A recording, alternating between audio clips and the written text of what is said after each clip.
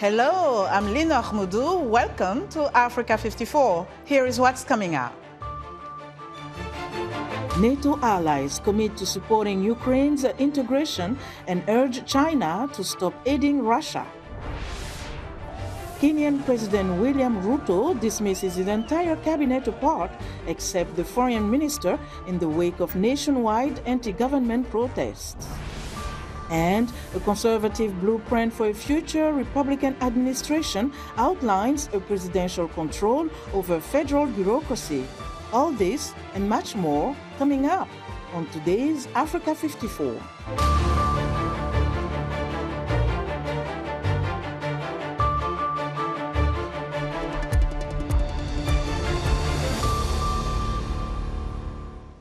It is the third and final day of the NATO summit taking place in Washington, D.C. on Wednesday. NATO allies pledged to support Ukraine on an irreversible path to integration, while calling on China to cease all support for Russia's war effort against Kyiv. This as new fighter jets are set to patrol the skies of Ukraine. VOA Pentagon correspondent Carla Babb has the details. American-made F-16 fighter jets like these now heading to Ukraine from NATO allies Denmark and the Netherlands. The transfer of F-16s is officially underway, and Ukraine will be flying F-16s this summer. All 32 allies in a communique calling Ukraine's path to NATO membership, quote, irreversible, in a strong message to Russian President Vladimir Putin that he simply cannot wait out NATO allies. The work we are doing together now will ensure that when the time is right, Ukraine can join without delay. It is not a question of if, but when. U.S. President Joe Biden pressed NATO allies to continue their increased defense spending in order to keep up with Russia's wartime production levels. They're significantly ramping up their production of weapons, munitions, and vehicles. And they're doing it with the help of China, North Korea, and Iran. We cannot, in my view, we cannot allow the alliance to fall behind. The alliance also calling on China to cease its support of Russia's war machine, saying it cannot enable the largest war in Europe in nearly 80 years without negatively impacting its interest and reputation. The declaration we have agreed today is the strongest message NATO allies have ever sent on China's contributions to Russia's illegal war against Ukraine. They're providing dual-use technology and support to Russia's defense industrial base, enabling Putin's war of aggression in Ukraine and allowing him to fight longer and to replace his losses. Analyst and veteran Brad Bowman tells VOA that calling out China was long overdue for the 32-member bloc. Europeans are dying in Europe in a war of aggression from the Kremlin with the support of Iran, North Korea, and China, period. Non-NATO partners from the Indo-Pacific joined NATO allies for the summit in Washington this week. Officials say attendance by Japan, South Korea, Australia, and New Zealand sends a message to China that democratic alliances will stand up for the rule of law, no matter where an aggressor tries to break it. For more on day 3 of the NATO summit, we are joined live by Carla Babb, VOA Pentagon correspondent. Carla, thanks for joining us. What has the reception been for these Indo-Pacific allies? Well, this is actually the third year in a row that Indo-Pacific allies have attended the NATO summit.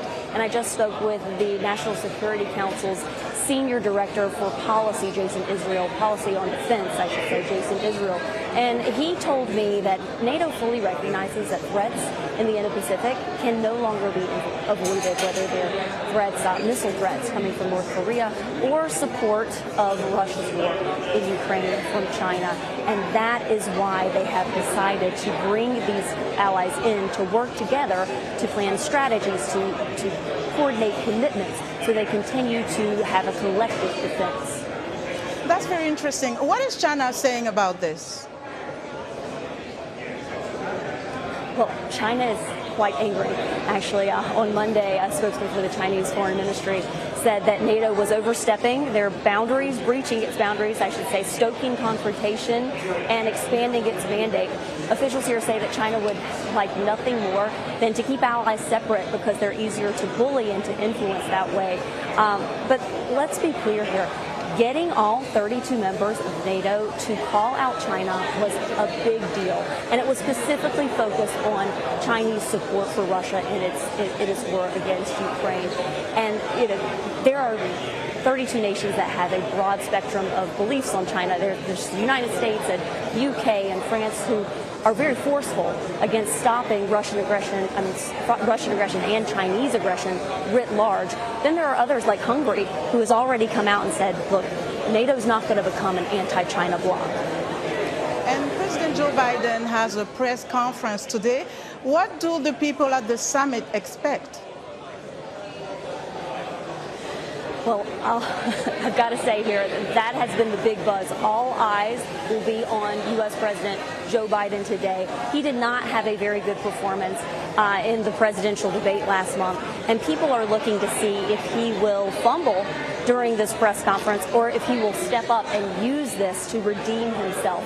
There are allies who are meeting outside of the summit with some Trump advisors because it is still unclear who's going to be the next U.S. president. But Secretary General Jens Stoltenberg did stress that Trump's biggest concern with NATO was not against NATO itself. It was against NATO allies not funding NATO and not funding defense enough. And he said that this summit should clearly show that NATO allies have stepped up to the plate. 23 of the allies committing 2%, at least 2% of their budget to defense. And collectively, all of Europe, NATO allies in all of Europe have spent at least 2% of GDP on defense. And so he says that should be enough to show Trump that NATO is also committed to its defense, not just the United States alone. I will say, despite that optimism, there are still some concerns here. There was a report out of Politico saying that Trump advisors are kind of pushing an idea that Trump could limit the amount of intel given to NATO allies, and officials here say that that is a horrible idea. Intel is how people plan all of their exercises and strategies, and without sharing intel, that could be a huge problem in the future. Okay, Carla, thanks for the great reporting during this summit. We appreciate it. Tala Bab, VOA Pentagon correspondent, reporting live from Washington, D.C. Now let us turn to how the NATO summit impacted residents and those who work or do business in Washington, D.C.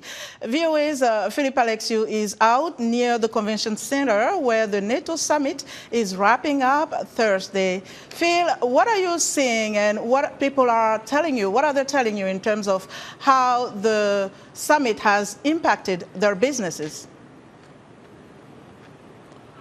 Well, Lenore, it's a beautiful day here. It seems like it's kind of a ghost town as everything has been shut down, at least around the convention center, of course, from the convention center to the White House. But, you know, on the way up here with my camera op, Anthony Labruto, we stopped to talk to some of the businesses. The first one we talked to was at True Lux, which is a big seafood restaurant, pretty fancy place. And we talked to the bartender there, and he said that business has been really, really dead the whole time during the summit. And they did say that they would not have opened had they known it had been this slow for them.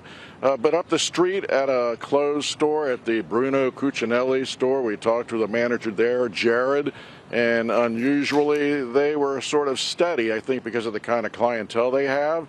So they didn't have a real big drop-off in business, but then the business next door, Tiffany's, had a complete drop-off in business. Now, interestingly, we went to a couple of coffee roasting joints. One was a privately run place that we went to just down the street. And they had a real tough time having their employees get in on time, having some deliveries.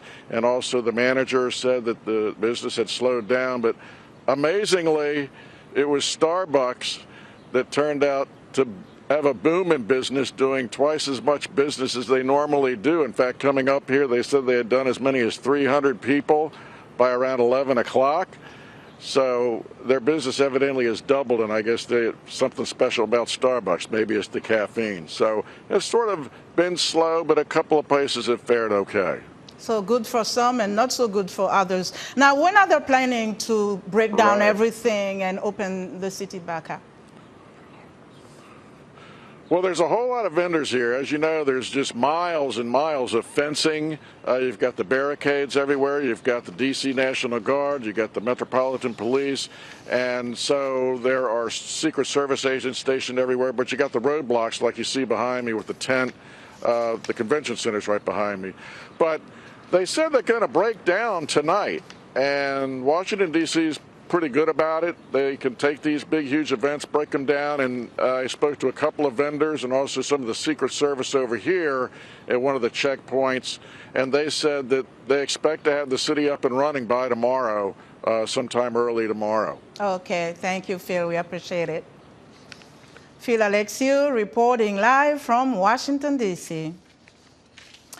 Kenyan President William Ruto on Thursday dismissed his entire cabinet apart from the foreign minister in the wake of nationwide anti-government protests. The youth-led protests sparked by planned tax hikes, which Ruto was forced to abandon, have created the biggest crisis of his two-year presidency. At least 39 people were killed in clashes with the police, and some demonstrators briefly stormed Parliament last month. Ruto said in a televised address to the nation that he was also dismissing the East African country's Attorney General, but that the office of a deputy president was not affected. I will immediately engage in extensive consultations across different sectors and political formations and other Kenyans, both in public and private, with the aim of setting up a broad-based government that will assist me in accelerating and expediting the necessary, urgent, and irreversible implementation of the program that we have, including other radical measures and programs to deal with the burden of debt, to explore raising domestic resources and revenues, expanding job opportunities, eliminating wastage and unnecessary duplication of a multiplicity of government agencies, and slaying the dragon of corruption, consequently making the government of Kenya lean, inexpensive, effective, and efficient. Ruto has been caught between the demands of lenders such as the International Monetary Fund, IMF, to cut deficits and a hard-pressed population reeling from rising cost of living. If former U.S. President Donald Trump wins the November election in his rematch with current President Joe Biden, he may seek to place the entire federal bureaucracy under direct presidential control. That move is outlined in a playbook crafted by more than 100 conservative organizations for a prospective second Trump administration. Details from VOA's chief national correspondent, Steve Herman, at the White House. Donald Trump, campaigning for president 8 years ago, promised to bend Washington's bureaucracy to his will. If I'm elected president, we are going to drain the swamp in Washington, D.C. Trump's continuing vow to drain the swamp, meaning to rid government of those who impose policy but are unaccountable to the president, is now backed with a blueprint crafted by more than 100 conservative groups. Project 2025, published by the right-wing Heritage Foundation, instructs how to swing a wrecking ball against the administrative state.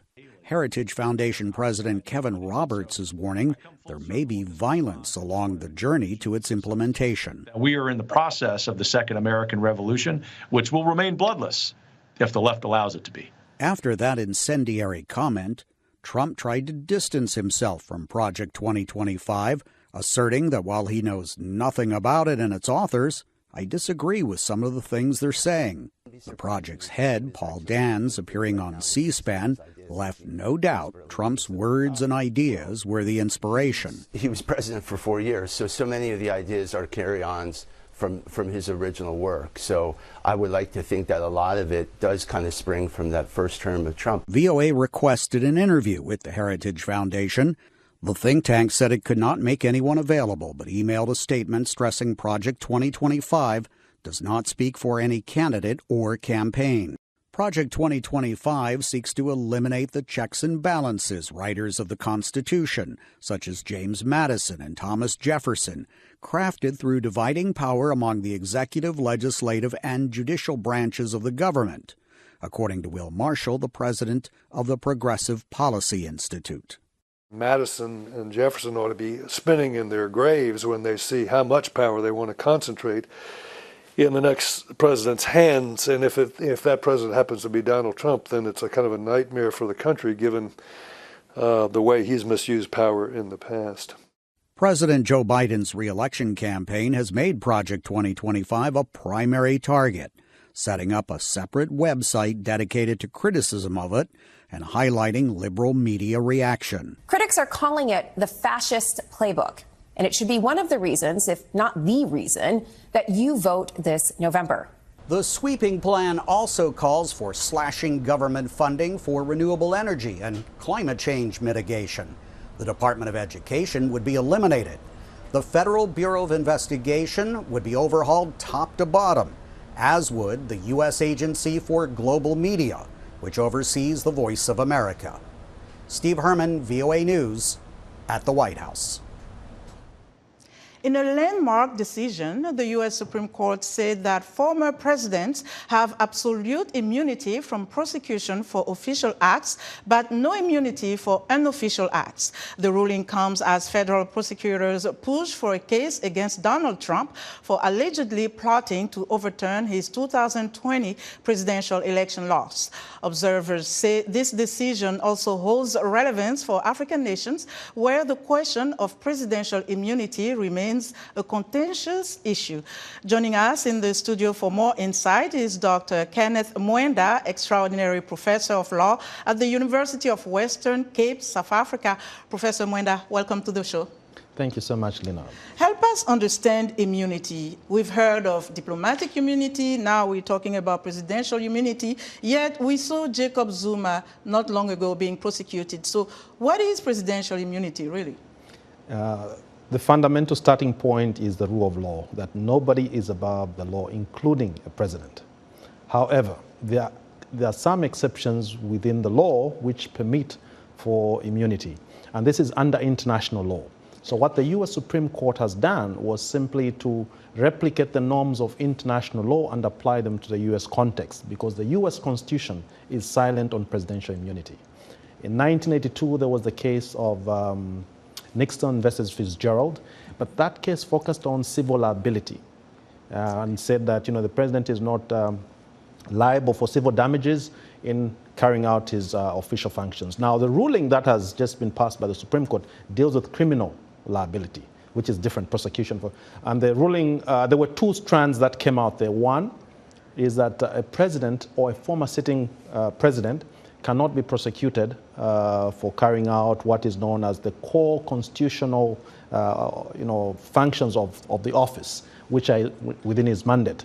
The words they used were conclusive and preclusive constitutional authority. If he has that, you cannot prosecute him when he was carrying out. The other aspect is other official functions, which are not in the Constitution, but other official functions. He has what is known as presumptive immunity. So the other one is absolute immunity, the latter is presumptive immunity. Very tricky there. Yeah. So how have African countries handled presidential immunity? We've seen cases of corruptions in some countries, and then we've seen that some presidents were not prosecuted, but others were for various reasons. So talk to us about the African context. In particular, I think if we look at South Africa, the South African Constitution is another interesting piece of legislation. It does not provide for presidential immunity. So that is why you saw President Zuma being prosecuted. Other African countries have sort of had explicit spelled out provisions in the Constitution which provide for that immunity. For example, Zambia, Malawi, they have that. However, that immunity can be waived if there's a certain requisite number of parliamentary sort of votes which say we're going to waive your immunity and we'll prosecute you after leaving office, that can be done. But the whole idea is not to abuse the due process of the law. That can only be triggered in exceptional circumstances, and in the ideal case, the Constitution should spell out under what circumstances immunity can be waived. Otherwise, it will be, just people going after each other. Absolutely. Yeah. And what mechanisms then exist to ensure accountability for president who may abuse immunity?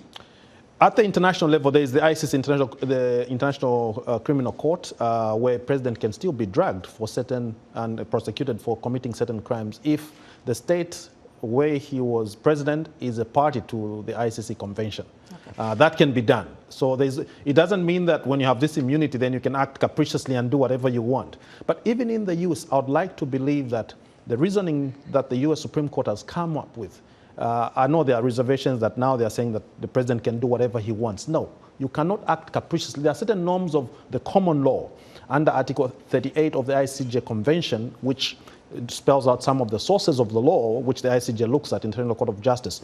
We look at what we call principles of civilized nations. What are they doing elsewhere in the common law jurisdiction? US is a common law jurisdiction. They are not an island. So you have to look at other common law jurisdictions and get persuasive precedents from there of how you can handle this. Wow, that was clear. Yeah. Thank you. And I also wanted to add that, in addition, we shouldn't forget that in the US, nothing has been spelled out by the Supreme Court yet on the grounds upon which immunity can be waived. We have that in other jurisdictions. In the US, it hasn't been discussed yet. So it will be an interesting discussion. Very interesting indeed. Yeah. Professor Mwenda, thank you so much. You're most welcome. Kenneth Mwenda is Extraordinary Professor of Law at the University of Western Cape, South Africa. We'll be right back. African governments are wrestling with rising food prices, gas shortages, as well as other economic challenges. Many non-governmental organizations are having to increase their effort in supporting the vulnerable in society. On this week's episode of Our Voices, we'll hear what is being done by Africans for Africans to curb hunger and malnutrition and the women behind the work. Join the conversation each week right here on Our Voices.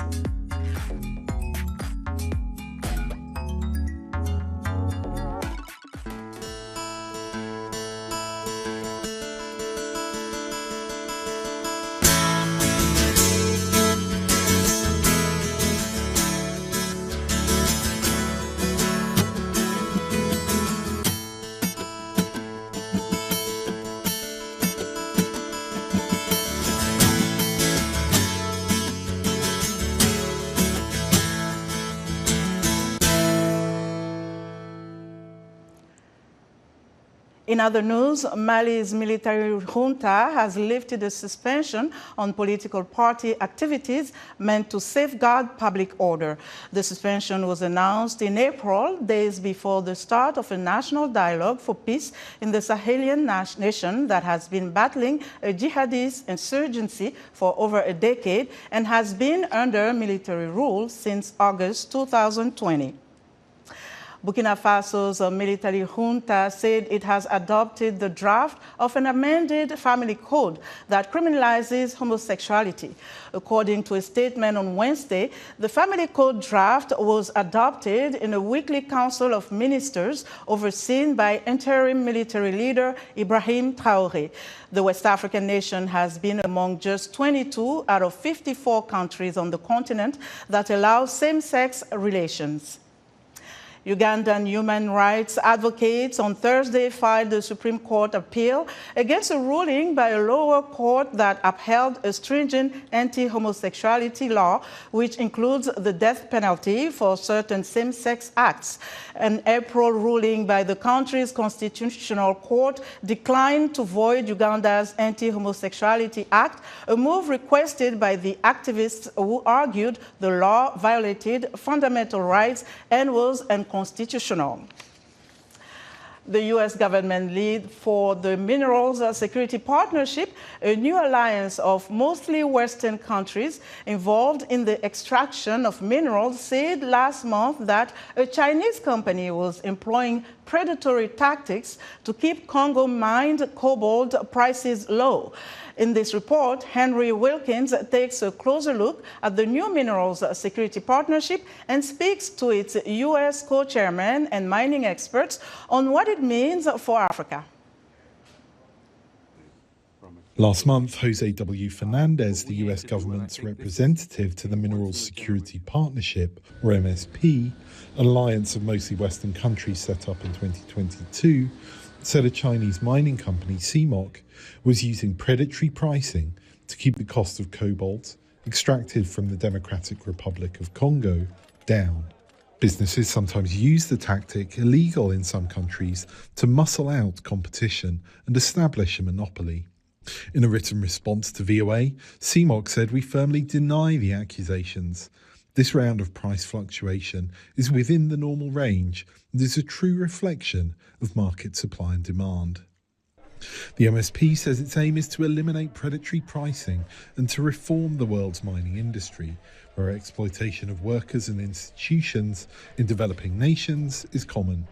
Fernandez, who is also the US Undersecretary of State for Economic Growth, Energy and the Environment, says African minerals like cobalt are essential for the world's transition to green energy in the face of climate change. We need Africa. We need African resources in order to do that. That's an opportunity for Africa, and Africa can demand what it's always wanted, which is technical assistance, knowledge transfer, working with communities, benefiting with communities. Analysts say that the US, European Union and other MSP countries are also aiming to steer control of strategic resources away from the People's Republic of China as its rivalry with the West intensifies. Fernandez says this isn't the case. The objective here is to diversify our supply chains. It is true that for the most part, the PRC controls many of these minerals. That's a vulnerability not only for the West, but for all of us, is we aim to do all of this while upholding high environmental, social, and governance values. And by that I mean working with communities to make sure that communities benefit from their natural resources. Mining experts told VOA that Chinese companies are carrying out some of the worst practices in the mining industry and that the MSP is important in offsetting that. It's an important reaction to counteract those that do not have the same scruples. But what happens is you've got a lot of private Chinese investors in Africa, and who are no longer even being reined in by their government in their country, and their behavior can be the most shocking. One analyst says the MSP's task is difficult because it and Western countries do not have the same sway, control or leverage that China has over its private companies. So that's why, whether being the MSP, the IRA, or the Critical Raw Material Act in Europe, or any kind of initiative in Canada or in Australia, they are all depending on one thing. They're depending on the fact that private companies will be willing to follow through with the strategy. Ultimately, Fernandez says African countries will have to decide for themselves whom to partner with. Henry Wilkins, VOA News.